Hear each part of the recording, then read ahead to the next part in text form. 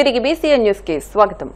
TTD మాజీ chairman YCP నేత భూమన కరుణాకర్ రెడ్డిని తిరుపతి తూర్పు పోలీస్ స్టేషన్లో పోలీసులు దాదాపు 4 గంటల పాటు విచారించారు. డీఎస్పీ భక్తవత్సలం ఆధ్వర్యంలో ఈ విచారణ జరిగింది. శనీశ్వరుడి విగ్రహంపై తాను చేసిన వ్యాఖ్యలకు కట్టుబడి ఉన్నానని భూమన పోలీసులకు తెలియజేశారు. అయితే ఆయనపై అప్పటికే అలిపిరి పోలీస్ స్టేషన్లో కేసు నమోదై ఉంది. ఆయన చేసిన వ్యాఖ్యలు టీటీడీపై అసత్య ప్రచారంగా పరిగణించబడినందున ఈ కేసు నమోదు చేశారు. డిప్యూటీ ఈవో గోవిందరాజు ఫిర్యాదు మేరకు కేసు నమోదు చేసిన పోలీసులు భూమనకు ఇటీవల నోటీసులు జారీ చేసి విచారణకు పిలిపించారు. ఆయన్ను మరోసారి విచారణకు పిలిచే అవకాశం ఉందని సమాచారం. ఏలూరు జిల్లా ఉంగుటూరు మండలం నారాయణపురం లయన్స్ క్లబ్ హాల్లో నితిన్ ఎలమంచిలి మెమోరియల్ ట్రస్ట్ ను ఆప్కాబ్ చైర్మన్ గన్ని వీరాంజనేయులు ప్రారంభించారు. తొలి సేవా కార్యక్రమంగా మెగా మెడికల్ క్యాంప్ నిర్వహించారు. ఈ కార్యక్రమానికి ముఖ్య అతిథిగా లయన్స్ క్లబ్ జిల్లా గవర్నర్ పాపారావు నాయుడు పాల్గొన్నారు. ట్రస్ట్ సేవా కార్యక్రమంలో భాగంగా విద్యార్థులకు స్కాలర్షిప్స్ అందజేశారు. ఈ సందర్భంగా గన్ని వీరాంజనేయులు మాట్లాడుతూ సేవా ట్రస్ట్ ఏర్పాటు చేసి విద్యార్థులకు స్కాలర్షిప్లు అందజేయడం, మెగా మెడికల్ క్యాంపులు నిర్వహించడం చాలా అభినందనీయమన్నారు. ట్రస్టుకు అవసరమైన సహాయ సహకారాలు అందజేస్తామన్నారు.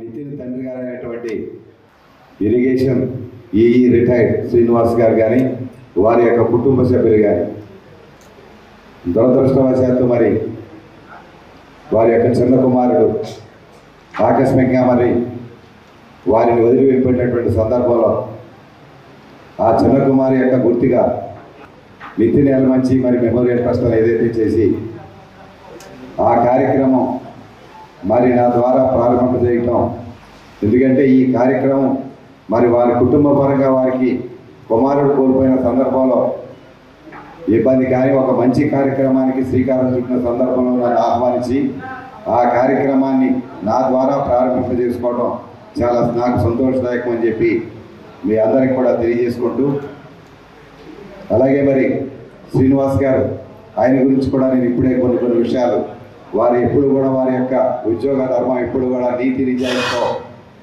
పూర్తి స్థాయితో ఎక్కడా కూడా అవినీతికి తావు లేకుండా మరి ఎంతో సిన్సియర్గా పనిచేయడమే కాకుండా మరి వారికి గతంలో ఉత్తమ ఇంజనీర్ కూడా అవార్డు వచ్చినటువంటి సందర్భాన్ని ఒకసారి మనం అందరం కూడా గుర్తు చేసుకుంటా ఉంటే, ఒక మంచి అధికారిగా ఆయన రిటైర్మెంట్ తీసుకున్నప్పుడు మరి వారి యొక్క కుటుంబ మూలాలు వాళ్ళ తల్లిదండ్రులు కానీ వాళ్ళ అమ్మాన తాతలు కానీ ఇక్కడ ఉన్నటువంటి మూలాలు ఉన్నటువంటి సందర్భంలో సోదరులు ప్రకాష్ గారి యొక్క సలహాతో ఈ ట్రస్ట్ని ఇక్కడే ప్రారంభింప చేసుకోవడమే కాకుండా మరి నిన్న ఈవేళ కూడా లయన్స్ క్లబ్ నారాయణపురం ఆధ్వర్యంలో ఈ ట్రస్ట్ ద్వారా అనేక రకాలైనటువంటి వైద్య మరి సహాయాలన్నీ కూడా అందిస్తున్న సంగతి మనం చూస్తూ ఉన్నాం.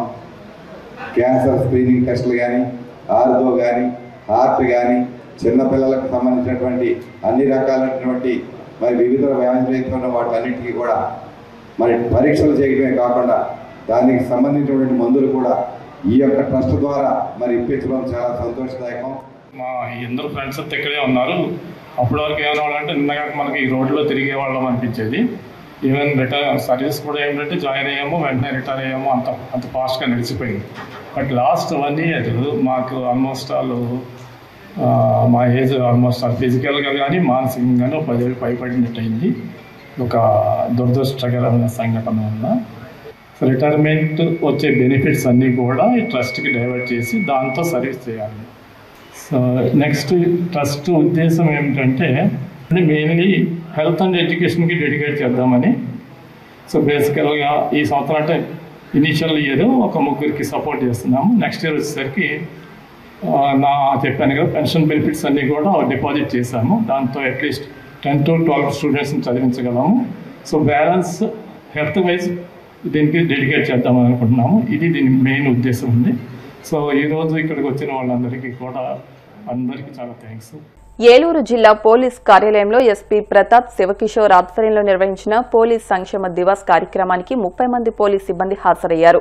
వీరు జిల్లా ఎస్పీకి తమ సమస్యలను తెలియజేశారు. దీనిపై స్పందించిన ఎస్పీ వెంటనే సమస్యలను పరిష్కరిస్తామని వారికి భరోసా ఇచ్చారు.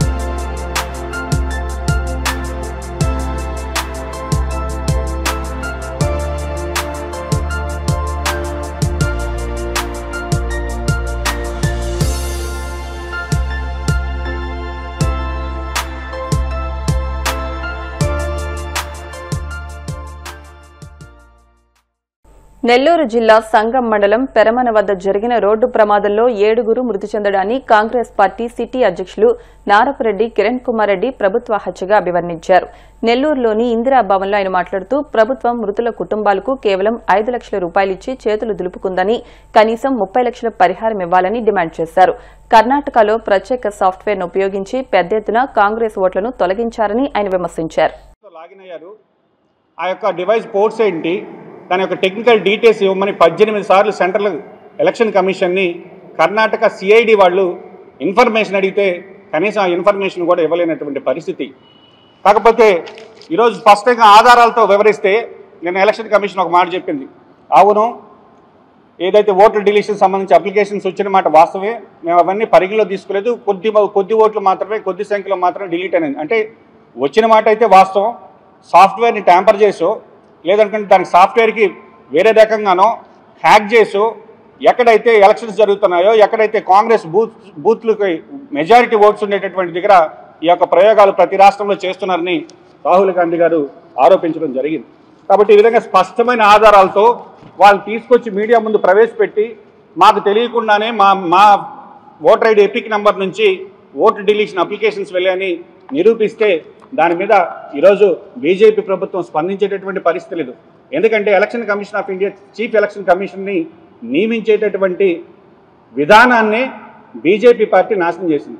సుప్రీంకోర్టు స్పష్టంగా ఒక తీర్పునిచ్చింది. చీఫ్ ఎలక్షన్ కమిషన్ నియమించేటప్పుడు సుప్రీంకోర్టు చీఫ్ జస్టిస్, అదేవిధంగా ప్రధానమంత్రి, విపక్ష నాయకుడు ముగ్గురు కమిటీగా ఉండి ఎన్నుకోవాలి. సుప్రీంకోర్టు జడ్జిమెంట్ ఇస్తే ఆ జడ్జిమెంట్ని కాస్త తొంగలో దొక్కి దానికి మళ్ళీ ఒక చట్టం తీసుకొచ్చి ప్రధానమంత్రి తన సహచర మంత్రులు ఇద్దరుంటే చాలు ఎన్నుకునే దానికని చట్టం తీసుకొచ్చినప్పుడే ఏ విధంగా ఈ రాజ్యాంగాన్ని బీజేపీ ప్రభుత్వం పోనీ చేస్తుందో దేశ ప్రజలందరూ కూడా ఆలోచించాలని కాంగ్రెస్ పార్టీ వేడుకుంటుంది. దానికి సంబంధించి కాంగ్రెస్ పార్టీ సెప్టెంబర్ 15 నుంచి అక్టోబర్ 15 వరకు ఒక ఓటర్ అధికార యాత్ర అని ప్రతి ఒక్క నియోజకవర్గాల్లో యొక్క కార్యక్రమం చేపడుతుంది. అందులో ప్రతి ఒక్క పౌరులు కూడా పాల్గొని వాళ్ళ యొక్క ఓటుకి సంబంధించి ఏ విధంగా మనం ఓటు వేస్తే దాని యొక్క ఎపిక్ నెంబర్ అన్నీ కూడా మేము డీటెయిల్స్ సేకరించి అందరి దగ్గర కూడా రాహుల్ గాంధీ గారికి మద్దతుగా సంతకాల సేకరణ జరిపి ఈ యొక్క నెల్లూరు జిల్లా నుంచి ఈ యొక్క కార్యక్రమాన్ని కూడా జయప్రదం చేసేదానికి కాంగ్రెస్ పార్టీ శ్రేణులన్నీ కూడా సిద్ధమవుతున్నాయని తెలియజేస్తున్నాం. ఇకపోతే రాష్ట్రానికి సంబంధించి మెడికల్ కాలేజీల విషయం, ఈరోజు వైఎస్ఆర్ కాంగ్రెస్ పార్టీ మెడికల్ కాలేజీల గురించి ఉద్యమాలు చేస్తున్నారు. ప్రైవేటైజేషన్ అనేది చంద్రబాబు గారికి కొత్త కాదు. ఎందుకంటే 2014లోనే చంద్రబాబు గారి ప్రభుత్వం వచ్చినప్పుడు చిత్తూరులో అపోలో వాళ్ళు ఒక మెడికల్ కాలేజ్ స్టార్ట్. వార్తలు ముగించే ముందు ముఖ్యాంశాలు మరొకసారి. ముఖ్యమంత్రి చంద్రబాబు అధ్యక్షతన ఏపీ కేబినెట్ భేటీ, ప్రజలకు లబ్ధి చేకూర్చే పలు ముఖ్యమైన ప్రతిపాదనలకు రాష్ట్ర మంత్రివర్గం ఆమోదం. కాలుష్యానికి కారణమవుతున్న పరిశ్రమలపై చర్యలు తీసుకునే విషయంలో కక్ష సాధింపు చర్యలకు పాల్పడే ప్రసక్తే లేదు, డిప్యూటీ సీఎం పవన్ స్పష్టీకరణ.